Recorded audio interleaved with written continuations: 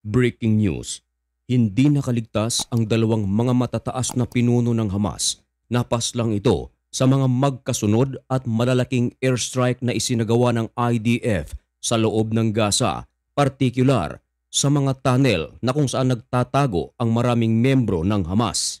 Ang nasabing mga matataas na pinuno ay bago pa lamang sa kanilang katungkulan sapagkat matapos mapaslang ng IDF ang mga naunang naitalaga, sila ang ipinalit.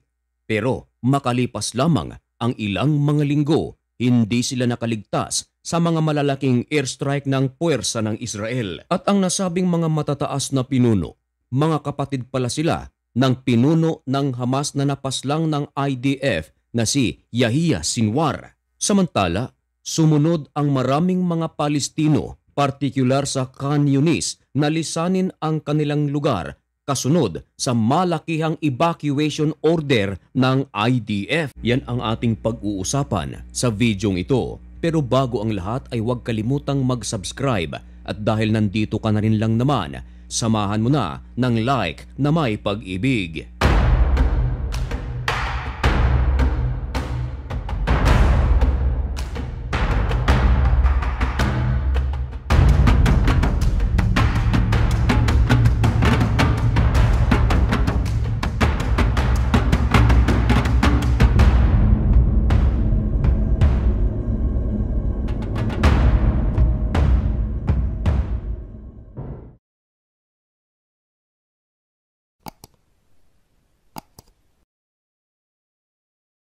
Maligayang pagbabalik mga kaibigan. Kumusta kayong lahat? Ngayon ay May 20, 2025 at isang nagbabaga at napakabagong balita ang ating ihahatid sa inyo. Ito ay tungkol sa operasyon na isinasagawa ng Israel sa Gaza na tinatawag na Gideon's Chariots. Naglalayon ito na ubusin lahat ng miyembro ng Hamas at mga leaders nito, kasama na ang mga infrastructures na ginagamit ng militanteng grupo. Marahil ay kilala mo ang nasa larawan. At kung hindi, siya ay si Yahya Sinwar, pinakamataas na pinuno ng Hamas na ipinalit kay Ismail Haniyeh na pinaslang ng Israel mismo sa Tehran sa Iran. Hindi rin siya nakaligtas sa operasyon ng Israel. Matapos itong mapaslang, merong mga leaders na itinalaga. Hindi rin nagtagal, napaslang rin ito. Subalit, meron na namang itinalaga. Ito mga kaibigan ay si Muhammad Sinwar. Siya ay isang commander ng Hamas fighters. Hindi ito nakaligtas sa sunod-sunod na airstrike na isinagawa ng Israel mismo sa loob ng Gaza at tinarget nito mga kaibigan ang mga tunnels na kung saan dito nagtatago ang maraming mga miyembro ng militanteng grupo. Sa pool, si Muhammad Sinwar. Siya ang inyong nakikita sa larawan. At mga kaibigan, meron pa itong kapatid. Hindi rin ito nakaligtas. Ang pangalan ng kanyang pangatlong kapatid ay si Zakaria Sinwar. Kapwa sila natagpuan sa mga wasak na mga tunnels nang wala ng buhay. At ang pagkapas lang ng mga importanteng figures ng Hamas, kinumpirma rin mismo ng pamunuan ng Hamas. Maging ang Palestinian Authority ay kinumpirma ito. Ayon sa Israel, napakatuso ng mga taong ito. Sapagat maliban na nagtatago ito mga kaibigan sa mga tunnels, ito ay nasa ilalim pa ng European Hospital. Ibig sabihin mga kaibigan, pinapalabas ng Israel na ang mga Hamas members o commanders na ito ay ginagawang pansanggalang ang mga hospital. Oo nga naman, sino ba naman ang titira sa hospital? Ang hospital kasi ay lugar na kung saan dadalhin ang maraming may mga karamdaman at mga pinsala lalong-lalo na sa nangyayari sa Gaza. Pero tuso rin ng Hamas, kaya dito sila nagtatago upang ma-safety nila ang kanilang sarili. Pero hindi ito nakaligtas dahil may mga porsyon ng hospital na tinamaan ng bomba ng Israel at dito sapul na sapul ang nasabing mga nasawi. Ayon sa Health Ministry ng Gaza, nasa naturang airstrike ng Israel, 16 ang kumpirmadong nasawi. Samantala, 70 naman ang mga sugatan.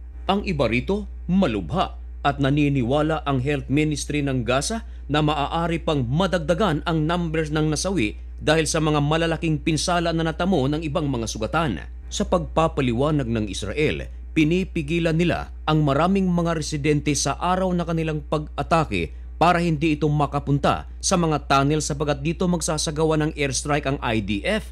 At nang maplansya na ang lahat, dito na nagpakawala ng sunod-sunod na missile strike ang Israel. Ayon naman sa ulat ng Al-Hadath, isang pinagkakatiwala ang channel sa Saudi nang kanilang madiskubre ang katawan ni Muhammad Sinwar at ni Zacarias Sinwar. Ito mga kaibigan ay pinalilibutan ng kanyang mga alagad. Ibig sabihin ay talagang protektado ang taong ito. Pero ang nakakalungkot, kasamang nasawi ang mga pumoprotekta sa kanya. Dagdag pa ng Al-Hadath na maliban sa mga Sinwar brothers na napaslang ng IDF, kasama ring napaslang ang isa pang commander sa Rafah Brigade. Ito mga kaibigan ay nagngangalang Muhammad Sabana. At this moment mga kaibigan, ang Israel ay nagsasagawa ng isang operasyon na tinatawag na Gideon's Chariot.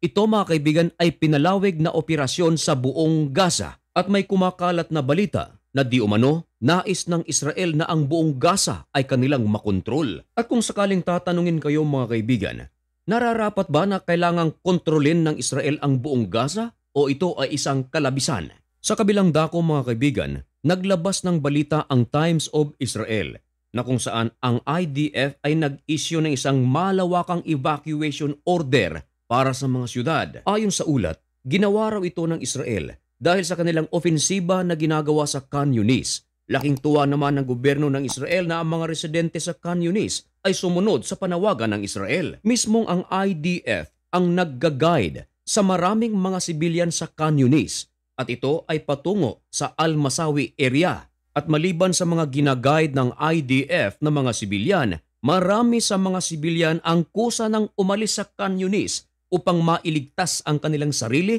at pumunta sa mga evacuation center. Dagdag pa sa ulat ng The Times of Israel, nagulat ang gobyerno ng Israel sa ipinakita ng maraming sibilyan sa Khan Yunis sapagkat napakalaki raw ng pagkakaiba ng ginagawa ng mga sibilyan ngayon sa Khan Yunis kaysa noon sapagkat noong mga nakaraang linggo o buwan, merong mga evacuation order na isinasagawa ang Israel pero kakaunti lamang ang mga sumusunod. Pero ngayon ay libu-libu na ang nagkukusang umalis. Maging ang UNRWA ay nabigla dahil sa volume ng mga sibilyan na pumunta sa mga refugee camps. Sa ngayon mga kaibigan ay patuloy pa ang isinasagawang evacuation at ang mga susunod na update ay isa sa ating mga tututukan dito lang sa channel na ito. Kaya kung nais mong maging updated at gusto mo ang ganitong mga usapin at kung bago ka lang sa channel na ito ay baka naman pwedeng makahingi ng kaunting pabor, isubscribe mo na ang napakaliit nating channel na ito. At mga kaibigan, hanggang dito na lamang muna ang videong ito. Maraming salamat sa walang sawang pagtangkilik. Ito ang Usapang Banal. May God bless you and thank you so much for watching. Goodbye!